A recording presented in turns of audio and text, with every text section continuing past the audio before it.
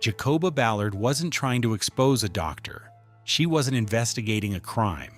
She wasn't looking for a long-lost family. She just wanted to learn a little more about where she came from. Like millions of people, she ordered a simple DNA test. It took less than 5 minutes, a saliva sample, a prepaid envelope. Then she forgot about it. A few weeks later, an email appeared. "Your DNA results are ready." Curious, she opened the report. Everything looked normal. Her ancestry matched what she'd always been told. Nothing unusual. Then she clicked one final tab. DNA matches. The first result made her freeze. Half-sister. Jacoba stared at the screen. That couldn't be right. She didn't have a half-sister. She refreshed the page. The match was still there. Then another profile appeared. Another half-sibling, then another. Within minutes, a simple family history project had turned into something impossible. She checked the names again. She'd never met any of these people. They had grown up in different families, different homes, different lives. Yet according to their DNA, they all shared the same biological father. Her first thought was simple. The company must have made a mistake. DNA tests weren't perfect, were they? She searched online for stories about incorrect results. She hoped someone had experienced the same thing. Instead, her inbox filled with messages. One came from the woman listed as her half-sister. "I think we're related." Another arrived later that evening. "So, I got the same result." Then another. Every message carried the same mixture of confusion and disbelief. No one was celebrating. No one was excited. Everyone wanted the same answer. "How could this possibly happen?" Jacoba began replying. One conversation became 3, 3 became 10. The more they talked, the stranger the story became. Many of them had been born within only a few years of one another. Many had grown up in Indiana. None of them had expected to find siblings. One conversation changed everything. One of the newly discovered siblings asked a question no one else had considered. "What if this isn't a mistake?" Silence. Nobody wanted to answer, because if the DNA was correct, then every one of them had been living with the same secret their entire lives. They didn't know who their biological father really was. And somewhere, someone else already did. What Jacoba didn't know was that one click, one ordinary DNA test, was about to uncover one of the biggest fertility scandals in American history. Not because anyone finally confessed, not because investigators found hidden records, but because the truth had been quietly hiding inside their DNA all along. For the next few days, Jacoba could think about little else. Every notification made her heart race. Every new DNA match felt impossible. At first, she tried to convince herself there had to be a logical explanation. Maybe the testing company had mixed up a few samples. Maybe thousands of people had received the wrong results. It sounded unlikely, but it was still easier to believe than the alternative. She wasn't the only one searching for answers. The people she had just met, people who were now somehow her half-siblings, were asking the exact same questions. Instead of ignoring each other, they decided to work together. If the DNA had brought them together, maybe it could also tell them why. They started comparing everything they knew: birth years, hospitals, family stories, anything that might connect them. At first, nothing stood out. Then small coincidences began stacking on top of one another. Several had been born only months apart. Most had grown up within driving distance of Indianapolis. And one by one, an unexpected detail surfaced. Many of their parents had struggled to have children. Jacoba had never asked her parents many questions about her birth. Now she felt she had to. That evening, she sat down with her mother. conversation was awkward, painful. There were long pauses between every question. Finally, her mother admitted something Jacoba had never known. Years before she was born, she and her husband had turned to a fertility clinic for help. The treatments were deeply personal. Almost no one else knew about them. The doctor had promised complete confidentiality. If donor sperm was ever needed, they were told it would come from a carefully screened, anonymous donor, someone chosen to closely resemble Jacoba's father. That explanation answered one question, but created an even bigger one. If every family had been promised a different anonymous donor, why were all of these strangers finding each other? The siblings became investigators. Some searched through old filing cabinets. Others opened boxes that hadn't been touched in decades. Faded receipts, appointment cards, medical letters. Each document seemed insignificant on its own. Together, they began telling a story, again and again. The same fertility clinic appeared. At first, no one thought much of it. There weren't many fertility specialists in Indiana at the time. It wasn't surprising that different families had visited the same clinic. But then someone noticed something the rest had missed. It wasn't just the clinic. The doctor's signature was the same on every record. Dr. Donald Klein. For Jacoba, the name meant nothing. For her parents, it meant everything. He was the doctor they had trusted when they believed they might never have children. Accusing him felt unthinkable. There had to be another explanation. There had to be. Maybe the clinic had accidentally used the same donor too many times. Maybe records had been lost.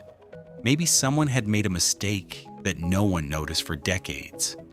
The siblings wanted any explanation, except the one quietly taking shape. Then one of them made a discovery that stopped every conversation.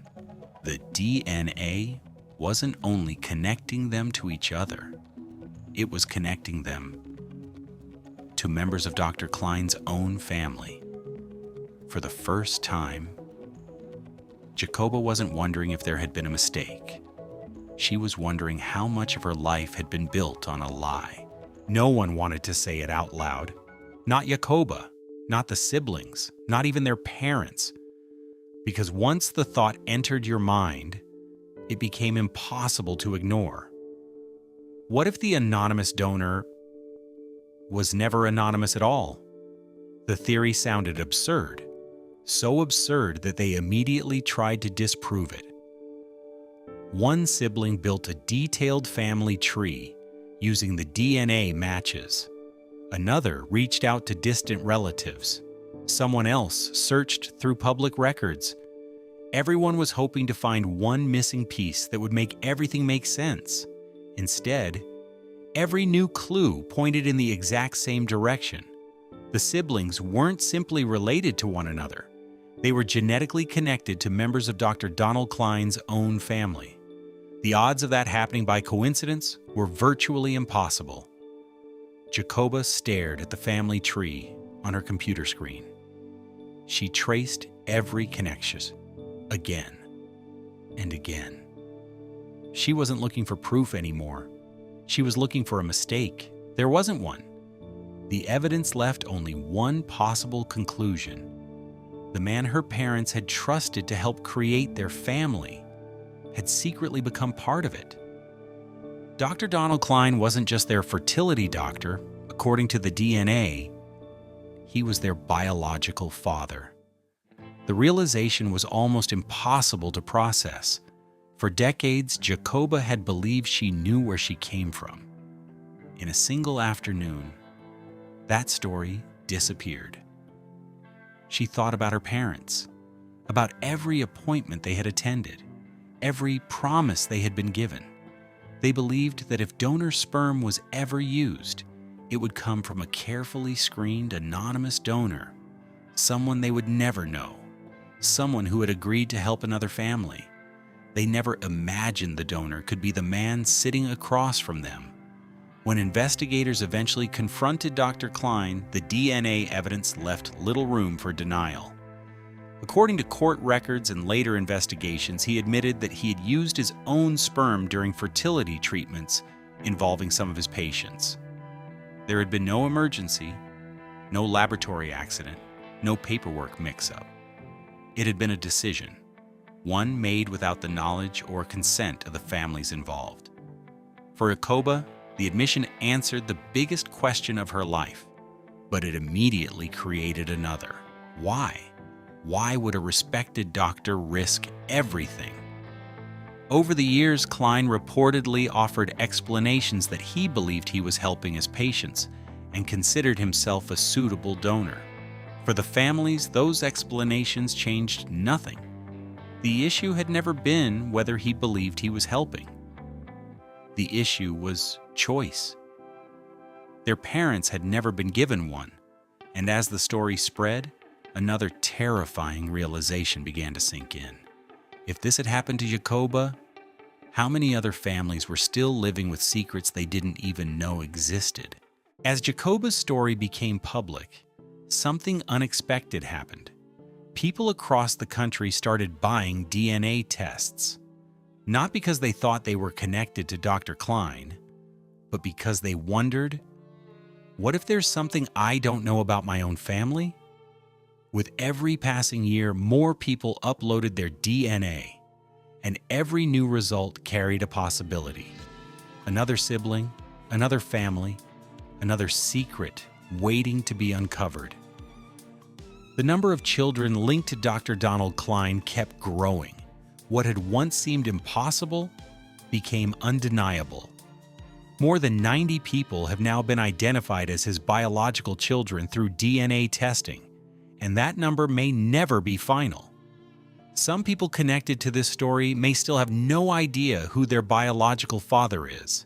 They simply haven't taken the test yet. For Jacoba, the investigation changed everything. She had found brothers, sisters, a family she never knew existed, but every new relationship came with the same painful reminder. None of them were supposed to discover each other this way. Their parents had trusted a doctor during one of the most vulnerable moments of their lives. That trust was never meant to become a secret carried by the next generation. Many people expected a punishment equal to the deception. Instead, they learned something almost as shocking as the scandal itself. When these procedures took place, Indiana had no law specifically making fertility fraud a crime. The legal system had never imagined that a fertility doctor might secretly use his own sperm. Dr. Klein ultimately pleaded guilty to obstructing the investigation after making false statements to investigators. For many of the families, it didn't feel like justice. It felt like the law had arrived decades too late. But the story didn't end in a courtroom. It changed medicine. It changed how fertility clinics are regulated in many places, and perhaps most importantly, it changed how people think about DNA. For years, a DNA test was marketed as a way to discover your ancestry. Maybe you'd find a cousin in another country. Maybe you'd learn where your great-grandparents came from. Jacoba expected exactly that. Instead, she uncovered one of America's biggest fertility scandals. She wasn't a detective, she wasn't an investigative journalist. She never set out to expose anyone. She simply wanted to answer one ordinary question. Where do I come from? Ironically, that simple question ended up answering one far bigger question that dozens of other families had been asking without even realizing it. The truth had never been hidden in a locked file or buried in an old hospital archive. It had been carried silently inside the DNA of the children themselves, waiting for the day technology finally caught up with the secret. Some secrets survive because nobody asks the right question. Others survive because nobody has the right evidence. This one survived for more than 40 years, until one woman mailed a small tube of saliva to a laboratory. Jacoba Ballard never intended to change history. She only wanted to understand her own. Sometimes that's all it takes to uncover the truth.